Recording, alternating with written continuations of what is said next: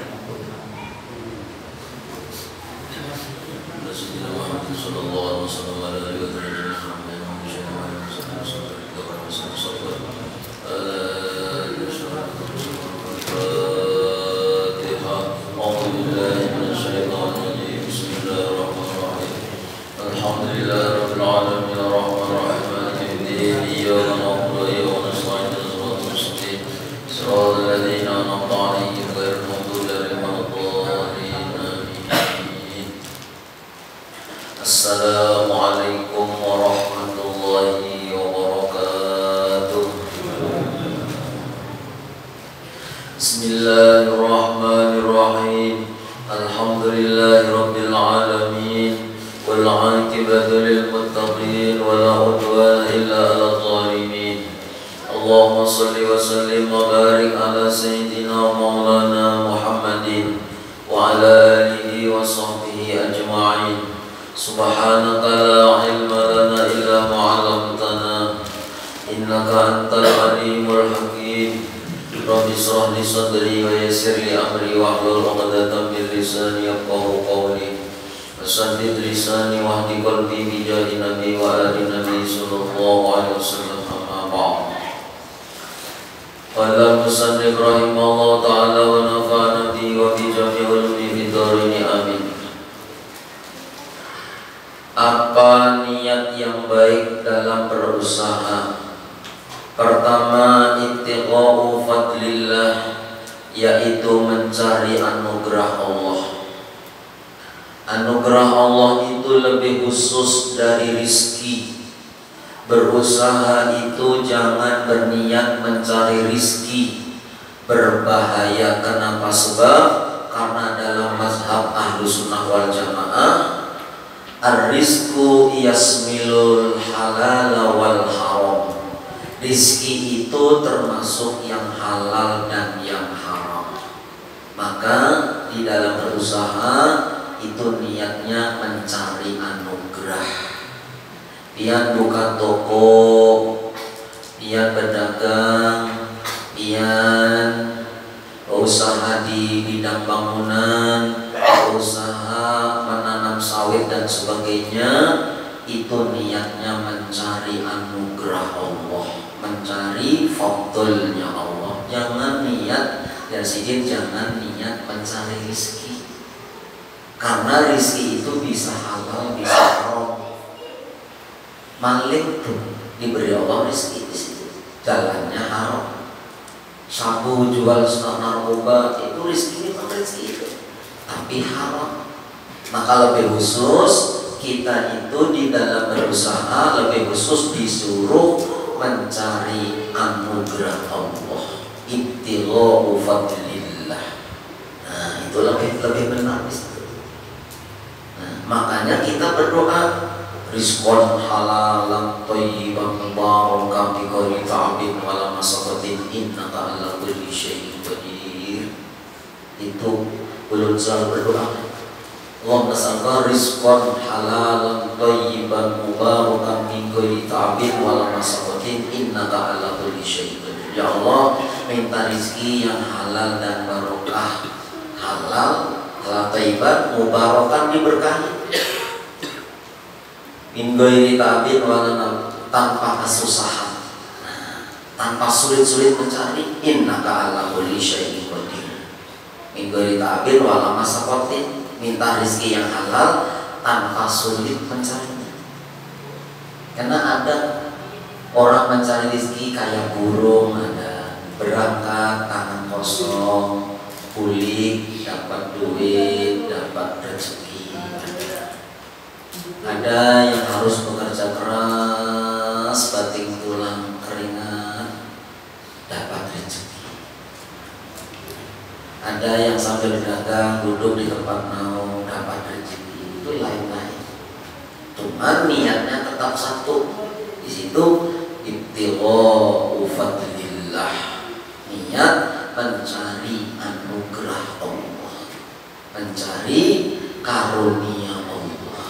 Nah di situ jangan niat mencari rezeki, jangan diberi rezeki oleh Allah tapi haram. Nah, supaya kita mendapat rezeki yang halal. Sebab kita kalau berniat mencari rezeki itu salah menurut kepahaman Ahlus Sunnah. Rizki itu bisa halal, bisa haram. Jadi niat kita berusaha itu ujar sidin mencari anugerah Allah. Nah, bisa tersalah kita. Karena anugerah Allah itu dicontohkan di dalam Al-Quran surat Al-Jum'ah. Nah, yang biasa baca surat Al-Jum'ah biasanya. وَإِذَا قُضِيَتِ الصَّلَاةُ فَانتَشِرُوا فِي الْأَرْضِ وَابْتَغُوا مِنْ فَضْلِ اللَّهِ وَاذْكُرُوا اللَّهَ كَثِيرًا لَعَلَّكُمْ تُفْلِحُونَ. Apabila telah ditunaikan sembahyang, maksudnya sembahyang fardu, sembahyang Jumat nanti, maka bertebaranlah kamu di muka bumi, carilah anugerah Allah. Ini dalilnya. Disuruh bertebaran habis sholat, yang makom asbab nih, yang kita ini memang kedudukan kita makom asbab, jangan seharian i'tikaf baca di masjid. Karena nih Qurannya mengatakan faida qudiyati sholatu fantasiru fil amri. Ketika sholat selesai ditunaikan, bertebaranlah kalian di muka bumi untuk apa? Wabtahu min fadlillah, untuk mencari anugerah Allah. Itu dalilnya. Bahwa kita berusaha itu niatnya disuruh mencari anugerah Allah, bukan mencari rezeki. Rezeki sudah disediakan oleh Allah.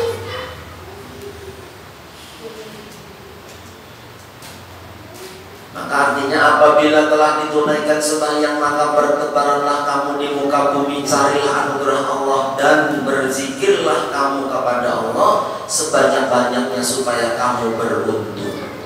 Jadi artinya anugerah Allah itu terletak di antara dua zikir. Hendaknya kita berusaha waktu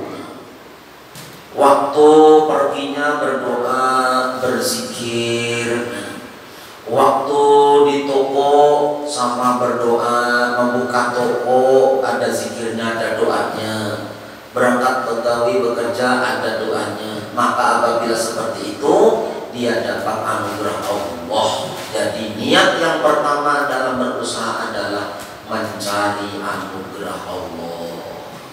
Itu berpahala kita.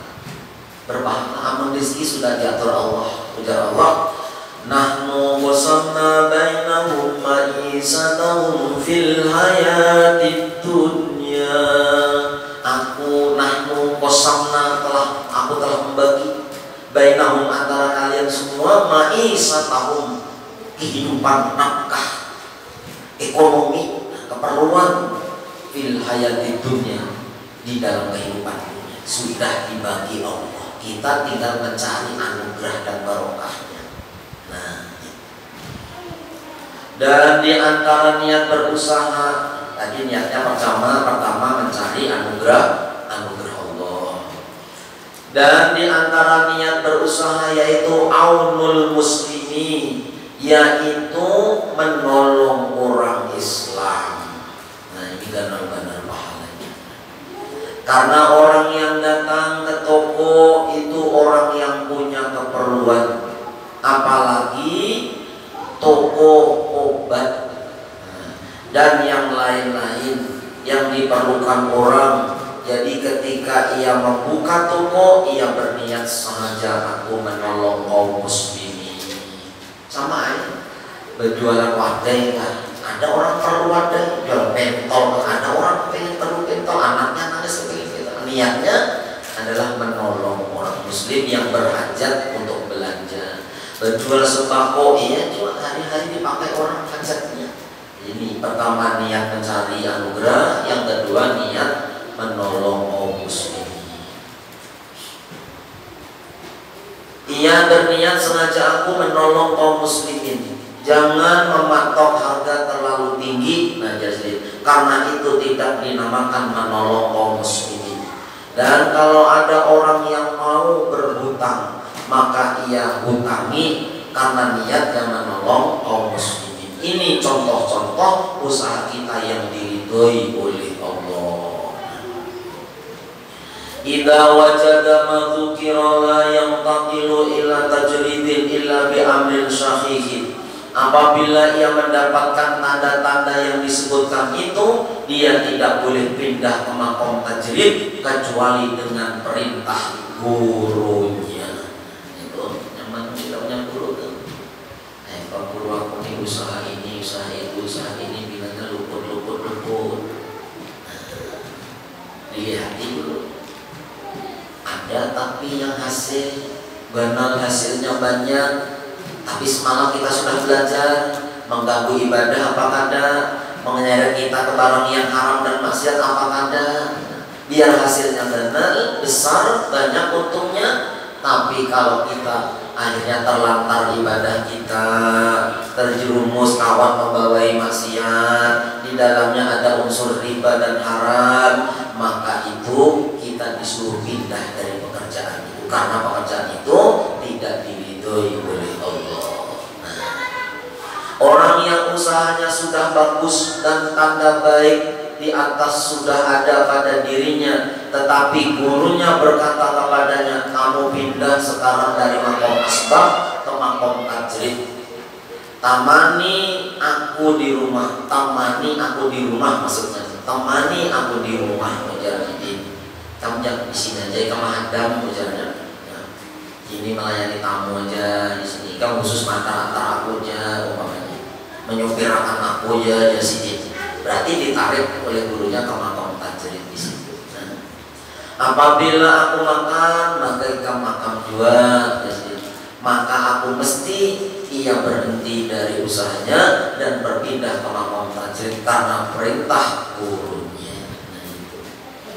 Au bisa harapi isaratin wadihatin kata adzuri ma dzukira min kulli wajhin, atau ada isyarah yang nampak seperti uzur yang disebutkan dari segala sisi. Ia tidak bisa melakukan usaha, dia coba suatu usaha lalu dapat untung tetapi ibadahnya terganggu. Ada usaha yang dengannya ia dapat beribadah tetapi rugi. Atau ia berusaha tetapi ujung-ujungnya mesti melakukan haram. Bermacam-macam usaha sudah dilakukannya, tetapi hasilnya seperti di atas. Itu artinya isyarah dari Allah untuk berpindah, jangan bertetap di makom asbab dan pindah ke makom tajrid semata-mata beribadah kepada Allah. Umpamanya kayak ini tadi sudah, usaha ini usaha itu bagus usahanya, tapi ketinggal ibadah, tapi tertarik ke maksiat, menggawe yang haram. Ada usaha yang bagus, nak ada campur haram kayak, tapi terlilit hutang aja di situ. Jadi kita pindah ke makom yang jujur semata-mata beribadah, apalagi punya keahlian, bisa berurutan umpamanya.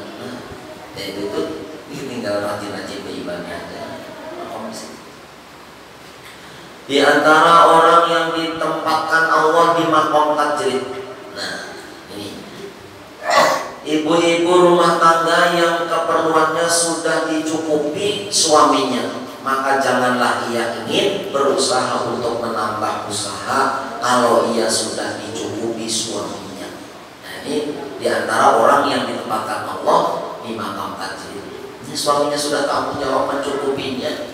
Nah, umpamanya nih, berarti ibu atau istrinya ini ditaruh oleh Allah di makom tajrid, disuruh beribadah bersemangat, mendoakan lakinya, mendoakan keluarganya supaya usahanya lakinya lancar, rezekinya bertambah berkah.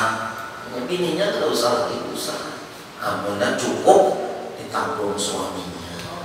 Tapi jarmaja suami terserah lagi menambah-nambah kayaknya kurang-kurang dan lain-lain itu apa. Alamatu iqamatillahi laka bitajrid, alamat Allah menempatkan dia di makom tajrid. Pertama, yassarolakal kifayah, yaitu Allah mudahkan bagi engkau kecukupan. Ini makom tajrid lah, makom yang tanpa berusaha. Kalau selama ini kita tidak berusaha apa-apa, tidak berdagang, tidak ada tanam saham, pokoknya kita tidak ada usaha, tetapi kita berkecukupan baik makanan, pakaian dan lain-lain, ini tanda Allah menyuruh kita seperti itu saja, tidak usah berusaha. Itu tanda orang dia Allah, ditarik Allah makom tajrid, menjaga benar ibadahnya, yang fardu-fardu, yang sunah-sunah, bersedekah, baca wirid dan sebagainya, ternyata dicukupi Allah. Ada sampai ke hutang-hutang, makan cukup, baju cukup, kayak orang tua itu ibaratnya. Besan anak sekolah cukup, berarti tanpa usaha dicukupi Allah kayak itu tandanya kita ditarik oleh Allah ke makom tajrid. Nah, terus pertama dimudahkan di dalam mencapai jazid yassarolakal kifayah, Allah memudahkan bagimu kecukupannya. Yang kedua tandanya orang makom tajrid apa? Ja'ala nafsaka mutmainnatan inda adami husuliha, Allah jadikan diri engkau tentram lagi tenang ketika ketiadaannya. Ya, sewaktu-waktu kadang-kadang ada duit, tapi nya tetap tenang.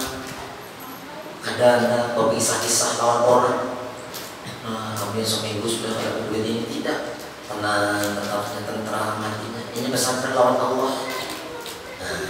Hatinya tetap tenang, tetap tentram dan sopan ketika ketiadaan.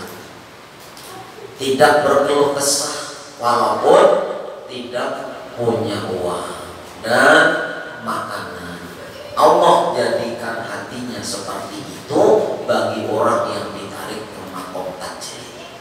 Jadi kadang mengeluh ke sana kemari, hutang ke sana kemari, adanya diam aja. Ini tanda namun pian sudah diberi seperti itu, berarti makom sampeyan tajrid. Yang ketiga, ada mutamki lima fi aidin nas, tidak ada tamak kepada milik orang lain, baik diberi atau dipinjami. Hati ini merasa kaya dengan Allah. Kadang ada tamak lawan orang, mengharap-harap diberi orang, mengharap-harap dihutangi orang, adanya. Itu tanda yang ketiga, orang itu ditarik ke makom tajrid. Ini dasar ada ya, dan serah ada dia paling kamu melayani kamu sampai waktunya sembahyang, berzikir, itu mengajar, itu ada. Yang keempat, sofa'u waktika alal istigholi bi ibadatillahi ta'ala. Tandanya yang keempat orang makom tajrid, bersihnya waktu engkau sibuk dengan ibadah. Jadi memang tersibuknya waktu untuk beribadah. Memang spesial sudah. Ini jam ini, malam sampai ini waktunya bermunajat. Disediakan waktunya spesial beribadah. Itu makanya di dalam satu kitab diterangkan, barang siapa man aslaha bainahu wa bainallah, barang siapa memperbaiki hubungan ibadahnya antara dirinya dengan Allah, Allah, maka Allah akan memperbaiki urusan-urusannya di dunia. Bila urusan kita lawan Allah, kita perbaiki spesial, maka Allah akan memperbaiki kehidupan kita. Nah, itu ada ditulis, Aslallahu bainahu wa bainallah, aslahu bainahu wa bainan nas. Urusan dia dengan manusia akan diperbaiki oleh Allah. Maka itu mafhum mukhalafahnya sebaliknya. Bila kita sembarangan hubungannya dengan Allah, Allah pun demikian. Setiap hari sibuk waktu dipenuhi dengan ibadah, baik belajar, mengajar, berzikir, membaca Quran dan lain-lain. Nah, ekonomi tercukupi, seandainya tidak tercukupi juga hatinya tetap tenang dan tidak gelisah. Ini artinya kita direstui Allah demikian. Jangan hendak sedikit pun membuka usaha. Al-Quran di situ. Nanti Allah hendak memuliakan dengan yang demikian itu direstui Allah. Ada yang menurut bisi kawan ya memang tamatan pesantren ulun lihati kan tapi ceramah kemana-mana mengajar ya kadang-kadang juga anak ada, bini ada, nah, tapi cukup aja ada tuh sampai sekarang tuh bilang kamu main sejahteralah kawan lah kan tapi sibuk apa sih usaha sama sekali. Kalau mau Anda pedagang ini, jual minyak harum, jual tasbih, jual buku-buku, kitab-kitab ada. Kadang-kadang berubah, kadang-kadang tapi dicukupi Allah di situ. Ada tuh. Ada kayak ulun ini, mohon maaf, memang ada artinya kesana kemari siang, sore, kadang 3-4 kali ceramah itu sudah wajar kan.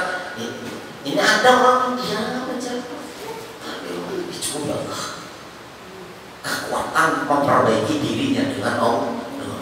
Itu berarti memang direstui ini maksud itu jangan coba-coba usaha itu kalau takutnya ibadahnya. Nah, ada di situ. Jangan hendak sedikit pun menanam saham kesana kemari karena Allah sudah meridhoi dan merestui kita duduk di situ. Nah, itu. Idza wajada ma dzukira la yantaqilu ila asbabi illa bi amri shaykhihi aw bi isaratin wadihatin kata ad-durima dzukira. Bila orang yang tersebut telah mendapatkan yang disebutkan itu, kecukupannya mudah, dirinya tenang, seandainya tidak punya duit, tidak ada tamak dengan milik orang, nah, waktunya penuh diisi dengan ibadah, maka jangan berpindah kepada makom asbab kecuali ada perintah guru. Seperti kata gurunya, kamu berdagang, atau ada isyarah yang nampak seperti tidak bisa didapatkannya apa yang disebutkan di atas. Misalnya dahulu pemasukannya bagus, lancar, hatinya tenang, seandainya tidak punya duit, jadi waktunya penuh dengan ibadah. Nah sekarang malah kebalikannya. Ini adalah isyarah dari Allah menyuruh kita untuk membuka usaha. Berusaha seperti ini diridhai Allah. Mengapa?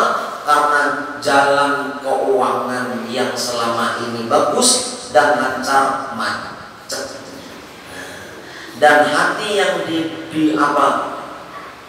yang dahulunya tenang sekarang tidak. Itu artinya isyarah dari Allah menyuruh kita berusaha. Atau tidak bisa lagi menggunakan waktu untuk beribadah. Ada berusaha nganggur beribadah kada juga, hadir ke majelis ilmu kada juga, beribadah ikhlas sebagai jemaah dijaga kada juga, usaha kada juga, lebih baik berusaha. Nah jadi atau tidak bisa lagi menggunakan waktu untuk beribadah padahal keadaan ekonomi bagus saja. Nah cuma sekarang malas beribadah. Satu hari penuh cuma dengan menonton menonton TV, main HP, tidak bisa dan tidak terbuka hatinya untuk beribadah. Nanti turun ke warung, duduk di warung, ngopi hampir setengah hari, padahal dahulu dia orang yang rajin ibadah. Sekarang keadaannya berubah. Nah, ini tanda Allah menyuruh untuk berusaha supaya ada kesibukan timbang-timbang mengerjakan perkara sia-sia seperti berhari-hari menonton TV atau main HP atau menghibah orang ketika duduk di warung dan sebagainya. Jadi ini sesuai dengan logika yang terjadi hari-hari. Ini kan sidin ini mensalahkan, jadi meluas salahnya. Ada kata-kata Ibnu Athaillah itu pendek aja, tapi keterangannya panjang. Inilah sekilas tentang pengertian apa yang dikehendaki Imam Ahmad bin Athaillah, yaitu kalimat iradatu katajrida ma'a iqamatillah iyyaka fil asbab minas sahwatil khafiyah wa iradatukal asbab ma'a iqamatillah iyyaka bil tajrid inhitatun anil himmatil aliyah. Jadi menghendakinya engkau akan tajrid padahal Allah menempatkan engkau pada makom asbab, maka itu adalah keinginan yang jahat dan tersembunyi. Itu jadi, tapi salahnya berapa pertemuan itu baru selesai. Jadi Allah menghendaki orang di makom tajrid, menghendakinya engkau akan tajrid. Allah menghendaki makom asbab, diberi rezeki lancar tapi dengan usaha. Usaha apakah? Ternak, mengui uang, usahanya. Allah menghendaki di situ. Tapi inya hendak pindah ke makom tajrid, maka itu adalah keinginan jahat yang tersebut. Ada jadi masalah kita nih. Ditaruh Allah di makom asbab, kan jadi masalah. Yang penting tadi ada mengganggu ibadah, ada menyeret kita ke tempat yang haram, yang hal-hal yang haram. Hasil usaha tidak bercampur dengan unsur yang haram, silahkan berusaha. Jangan anak berjujur, anak duduk berdiri. Memang makomnya di situ. Lalu ada umpatan perilaku kayak orang. Nah, itu namanya syahwat yang tersembunyi, jadi keinginan jahat yang tersembunyi. Padahal belum tentu mulia dia menaikkan ke makom tajrid itu, karena dikehendaki Allah makom asbab. Dan menghendakinya engkau akan asbab padahal Allah menempatkan engkau di tajrid, itu berarti turun tingkat, turun daripada himmah yang tinggi. Sudah diberi Allah cukup di makom tajrid, buka usaha macam-macam. Akhirnya rotib biasanya terbaca sehari 2 kali, pagi habis subuh dibaca rotib, habis maghrib rotib. Ini buka usaha siang malam ada dibaca lagi wiridnya. Biasanya selawat 1000, 2000 sampai 5000 ada terbaca lagi. Ini Allah menempatkan sudah di makom tajrid, hendak usaha mengoyuhi seorang.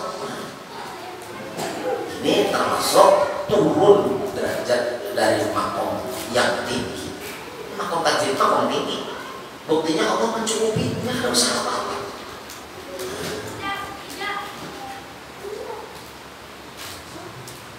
Hikmah ini, maka hendaknya kita mengurusi diri, mengoreksi diri ketika kita agar bisa mengikuti petunjuk hikmah ini. Nah, setelah kita baca ini kita mengerti makom kita ini di mana, tajridnya, asbabnya.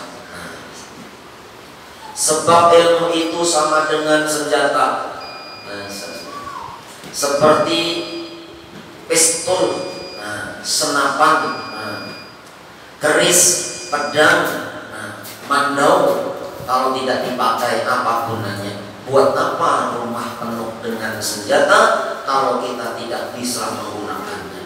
Ilmu itu bermanfaat di waktu kita berhadapan dengan masalah. Mudah saja kita berbicara sobar, tapi waktu sakit baru ketahuan apakah bisa sobar atau tidak. Kita tahu tentang hadis-hadis dan fadilah sobar, yaitu masuk surga. Dari sini pas kita yang sakit atau kena musibah bagaimana, ternyata ada sobar.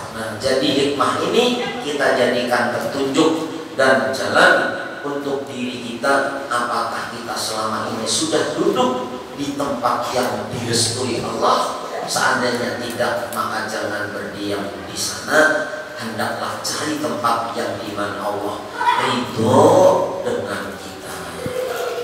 Kita bisa memikir mengoreksi selama ini gawean dunia halal aja, umpamanya ada terseret ke pergaulan yang menyebabkan kawan-kawan bekerja ini lagi kita maksiat, ada jual hasil dari itu, ada campur jual, mengambil hak orang, ada jual cukup, ada hutang, berarti makom itu di situ sudah ditekuni aja.